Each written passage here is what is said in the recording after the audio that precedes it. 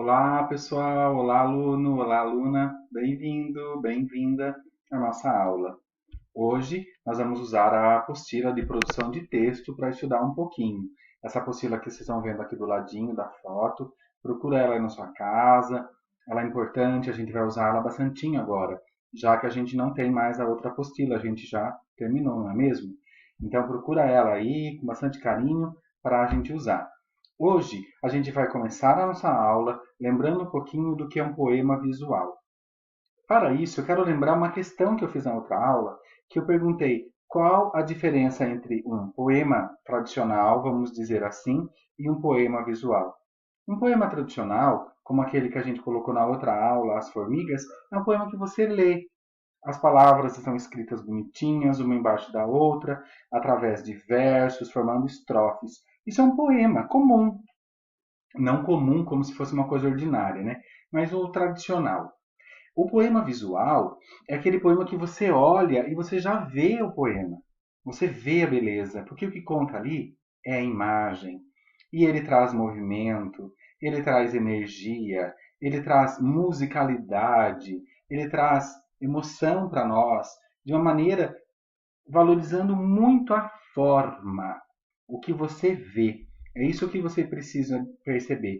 Na outra aula, vocês deviam ter respondido. O outro poema é escrito em versos, em prosas e palavras, uma embaixo da outra. E o poema visual é levado em conta o desenho que ele forma. Essa seria uma resposta boa, simples e boa. Vamos dar uma olhadinha aqui, ó, no esquema que o professor trouxe para vocês, ó.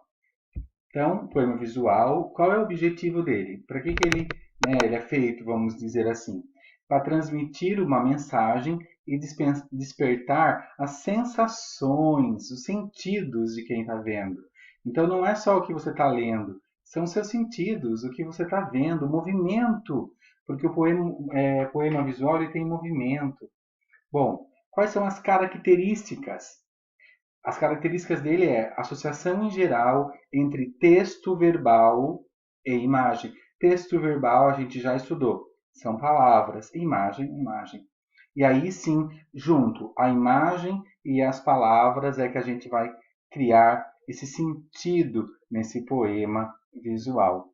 E qual é o público-alvo? Todo mundo, porque é tão bonito, é tão legal.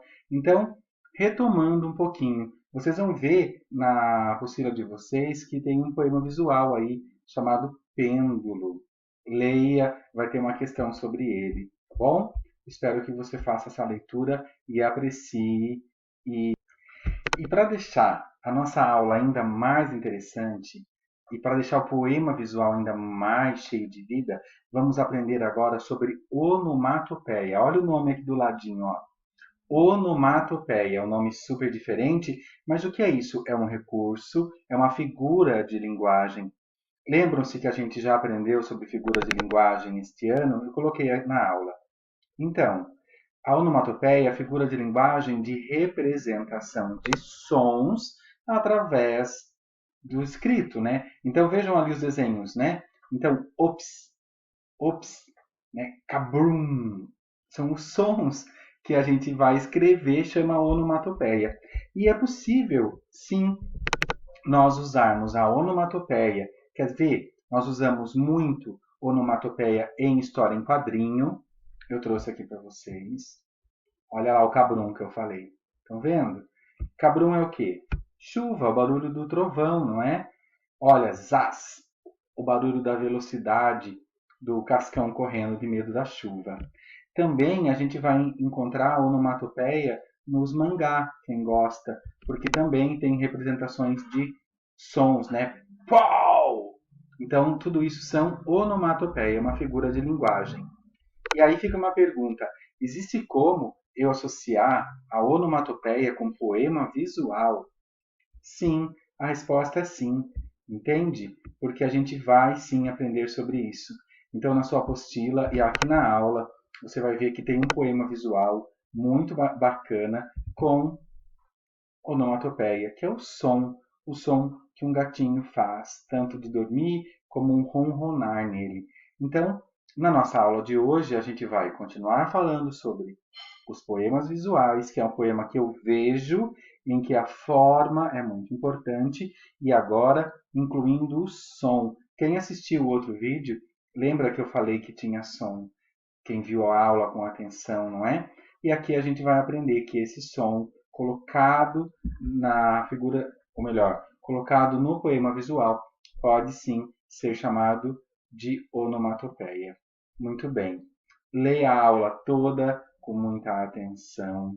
Eu já coloquei o meu WhatsApp várias vezes nas aulas. Se tiver dúvida, pode entrar em contato comigo. Aproveite bem, leia, aprenda. Apesar da nossa aula ser à distância, eu tenho muita esperança que você leve a sério, porque o aprendizado é para você, tá bom? A gente faz tudo isso com muito amor, que é para você. Então, fique bem, receba o meu carinho, o meu abraço. Até a próxima semana.